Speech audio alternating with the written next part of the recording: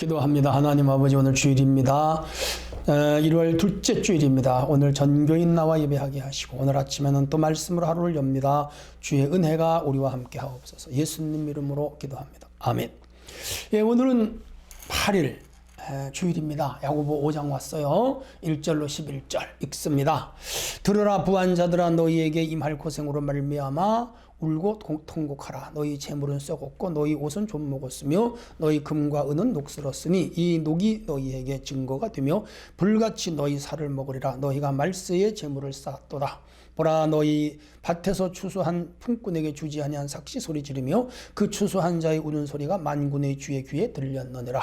너희가 땅에서 사치하고 방종하여 살육의 날에 너희 마음을 살찌게 하였도다. 너희는 의인을 정죄하고 죽였으나 그는 너희에게 대항하지 아니하였느니라. 그러므로 형제들아, 주께서 강림하시기까지 길이 참으라. 보라, 농부가 땅에서 나는 귀한 열매를 바라고 길이 참아 이른 비와 늦은 비를 기다리나니 너희도 길이 참고 마음을 굳게 하라. 굳건하게 하라. 주의 강림이 가까우니라. 형제들아, 서로 원망하지 말라. 그리하여야 심판을 면하리라. 보라, 심판주가 밖에서 문 밖에 서 계시니라. 형제들아, 주의 이름으로 말한 선지자들을 고난과 오래 참음의 본을 삼으라. 보라, 인내하는 자를 우리가 복되다 하나니 너희가 욥의 인내를 들었고 주께서 주신 결말을 보았거니와 주는 가장 자비하고 긍휼히 여기시는 이시니라. 아멘. 오늘은요, 탐욕에 따른 심판과 인내에 따르는 보상, 또 이 교회 안에 야고보가 이 편지를 쓴 1차 대상들에게 무슨 문제가 있었죠? 1차 공동체, 그 사람들 사이에는 부자들이 있었는데 교회를 다니고 한 공동체 내 생활하면서 그 부자가 아주 불의한 방법으로 돈을 버는 거라. 품꾼을 데려다 일을 하고 품삯을 주지 않아. 떼어먹는 것이죠. 그렇게 하면서 돈을 많이 모아가지고 사치하고 방종하고 거들먹거리는데 그 사람 때문에 교회 안에 위화감이 조성되고 상처를 받는 성도들이 많았고 부러운 사람들도 물론 있었겠죠. 반대로 가난한 성도들은 상처를 많이 받고 교회를 떠나는 교인도 있고, 그 아무개 부자 꼴 보기 싫어서 나 교회 가지 않겠다. 그 거들먹거리는 거 참 나 무인이다. 꼴불견이다. 목불인견이다. 그러면서 교회가 어려워졌어요. 이런 문제를 해결하기 위하여 이 내용을 쓴 것 같아요. 자, 그러면 우리가 이 내용을 좀 더 들여다본다면 1절로 6절 탐욕스러운 부자들을 향한 경고인데 그 시대의 말씀이면서 동시에 오늘 이 시대의 말씀이죠. 우리 교회는 큰 거부라든지 기업의 큰 회장님이라든지 한 달에 수억씩 돈을 버는 그런 분들은 없어요. 다 그저 공무원 하시는 분들, 혹은 이제 직장 생활하는 회사원들, 또 중소기업에 다니는 분들, 또 자영업 하시는 분들, 이런 분들로 주로 구성원이 되어 있어서 이런 문제는 심각한 문제, 우리 교회는 해당되는 말씀은 아니지만 우리가 보편적인 말씀으로 이 시대를 한번 우리가 살펴보도록 하겠어요. 탐욕은 재물의 신을 섬기는 데서 기인하죠. 그래서 이 재물의 신을 맘몬이라고 합니다. 맘몬. 그래서 이걸 맘모니즘 그렇게도 말합니다. 재물은 곧 신인 것. 하나님보다 재물이 더 좋아요.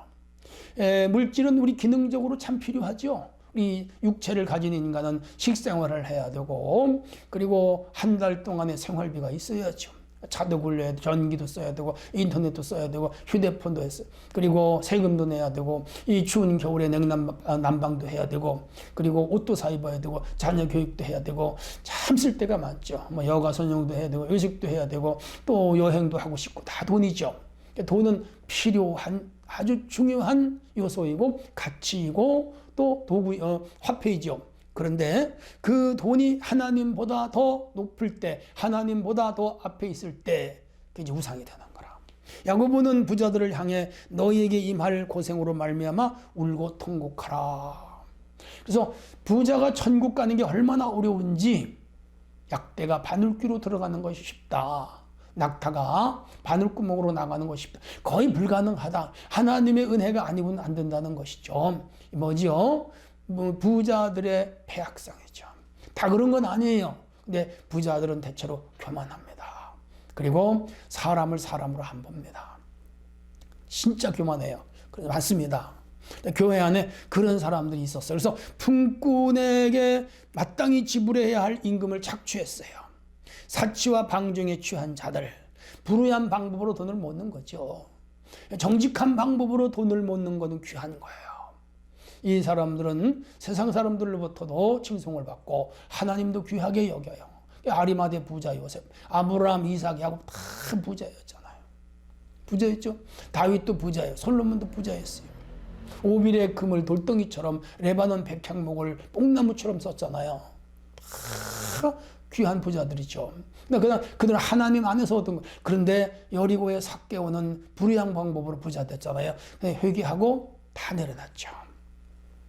그래서 부를 독점하려는 병든 소유욕. 오늘날도 이 대그룹이 다 그런 건 아니지만은, 그래서 중소기업을 이렇게 다 잡아먹고 시장 골목까지 잡아먹고 해서 돈을 축적해요.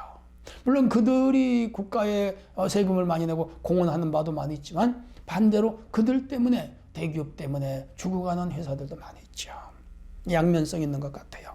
해서 이웃을 구제하지 않고 재물이 썩고 헐벗은 자들에게 입혀주지 않는 그 재물은, 그 옷은 좀 먹고 창고에 쌓아둔 채 그 재물은 녹슬게 된다. 탐욕에 빠진 부자들을 경고하는 것이죠.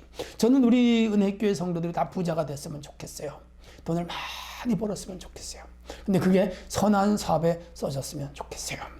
제가 저 인천하고 양주 어느 목사님이 저를 이제 식당으로 초대를 해서 가서 밥을 먹었어요. 그런데 손님이 바글바글해요. 그 오리 이렇게 오래 그렇게 오리 누룽지 죽이라든지 다양한 요리가 있더라고요. 근데 손님이 줄을 서서 기다려요. 보니까 하루에 억대 이상 매출 올릴 것 같아요. 근데 그분이 인천에 내가 아는 교회요, 모교회 장로님이라 그래요. 인천에서 어느 식당을 하는 분도 손님이 바글바글해요. 그 음식이 맛있어요. 손님에게 편의를 다 제공해줘요. 근데 그분도 어느 교회 성도라 그래요, 집사님. 근데 한 달에 11조를 수천만 원, 엄청 한대요. 1년에 그분이 드리는 헌금이 어마어마하대요. 그리고 그 선한 일을 많이 한대요. 그게 평판이 좋더라고요. 예수 믿는 사람이 사업을 좀 이렇게 해서 돈을 많이 벌어서 주님 교회 재정이 좀 넘치게 하고 자기도 좀 많이 쓰고 이웃들을 많이 베풀고 그래서 좋은 평판을 남기면 좋잖아요. 그게 부자의 축복이에요. 전 우리 성도들이 좀 이런 부자가 많이 나왔으면 좋겠어요.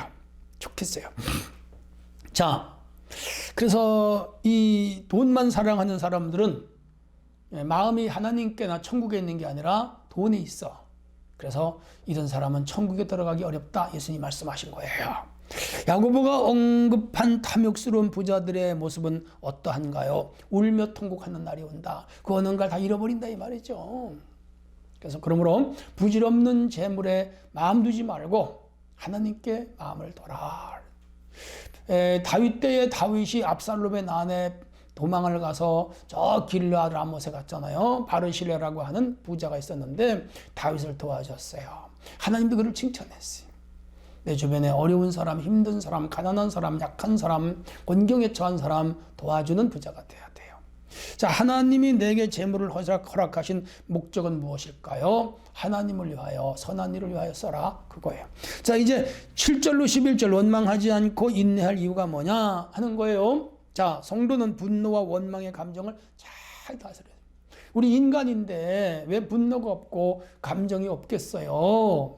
성직자도 있어요. 예수님도 분노했잖아요. 채찍 만들어가지고 비둘기 내쫓고 상 뒤집어 엎고 그랬잖아요. 인간에겐 분노가 있어. 감정이 있어. 그런데 잘 다스려야 돼. 그러지 않으면 영혼이 황폐해져요. 화낼 거 다 하고 분노할 거 다 분내고 싸울 거 다 싸우면 그리스도인이 아니죠. 야고보는 부자에게 압제당한 가난한 형제들을 위로하면서 두 가지를 권고해요. 이 지역의 부자와 교회 안에 있는 부자들로부터, 초대교회는 부자와 종이 같은 교회를 다녔거든요. 해서 바울 사도가 서신에 상전과 종에 대하여 기록했잖아요. 어려운, 우리 한국에도 머슴과 그 주인이 한 교회를 다녔어요. 김제에서. 근데 장로 투표를 했는데 머슴은 장로가 되고 주인은 장로에서 떨어졌어요. 근데 그 주인이 참 믿음이 좋아. 그 머슴이 장로가 됐는데 그 장로를 평양신학교에 다 보내서 학비를 대줘서 목사를 만들어서 그리고 그 머슴이었던 그 장로를 자기 교회 목사님으로 초대를 해서 자기는 그 교회에서 장로님이 되어 머슴이었던 이 목사님을 잘 섬겼습니다. 한국 최고의 미담으로 남아있죠. 제가 한남대학교하고 대전 그 신학대학교에 가봤더니 그분의 그 기념관이 있더라고요. 훌륭한 장로님. 훌륭한 장로님. 자, 그래서 그 부자에게 눌리고 상처받은 가난한 사람들에게 이 야고보는 두 가지를 지금 권고하는데, 첫째는 인내해라. 7절로 8절입니다. 7절에 그러므로 형제들아 강림하시까 참으라. 농부가 땅에서 나는 귀한 열매를 바라고 길이 참아 이른 비와 늦은 비를 기다리나니 너희도 길이 참고 마음을 굳게 하라. 주의 강림이 가까우니라. 그렇다고 해서 떠나가지 말아라. 교회를 떠나지 말아라. 상처받았다고 해서 교회를 떠나지 말아라. 끝까지 교회 안에 있어야 된다. 그렇게 가난한 자를 위로해요. 인내해야죠. 예, 욥이 인내했잖아요. 그 시련을 겪으면서도 인내하여 그는 결국 축복을 받았습니다. 두 번째는 원망하지 말아라. 9절에 형제들아 서로 원망하지 말라. 그리하여 심판을 면하리라. 심판주가 기다린다. 하나님 다 알고 계셔. 하나님 다 보고 계셔. 힘들어도 원망하지 말. 어려워도 원망하지 말아야 돼요. 예. 그래서 우리 부모를 원망하지 말고, 남편을 원망하지 말고, 아내를 원망하지 말고, 교회에서 지도자들 원망하지 말고, 나를 아프게 하고 힘들게 하는 사람이 있어도 원망하지 말고 인내해야 돼. 그래야 어떻게 된다? 하나님께서 갚아주신다. 주님의 강림이 멀지 않았다. 그러면서 11절에서 욥의 인내를 예를 들어서 설명을 하고 있습니다. 잘 참아서 결국은 해피엔딩 됐잖아요. 마지막에 갑절 축복 받았잖아요. 하나님 반드시 어려움을 참고 견디는 자를 갑절로 축복하십니다. 질문입니다. 성도가 원하지 않고 마음을 굳건히 매사에 참아할 이유는 무엇인가요? 예, 우리 주님의 강림이 멀지 않았습니다. 그리고 하나님 반드시 우리를 축복하십니다. 내가 원망의 감정을 열어놓고 인내하며 기다리는 무엇인가요? 예, 하나님이 그렇게 하시라 그랬어요. 반드시 하나님은 그런 사람의 편입니다. 하나님 아버지, 오늘 하루도 이렇게 말씀을 생각하면서 거룩한 주의로 은혜에 충만하게 하옵소서. 예수님 이름으로 기도합니다. 아멘.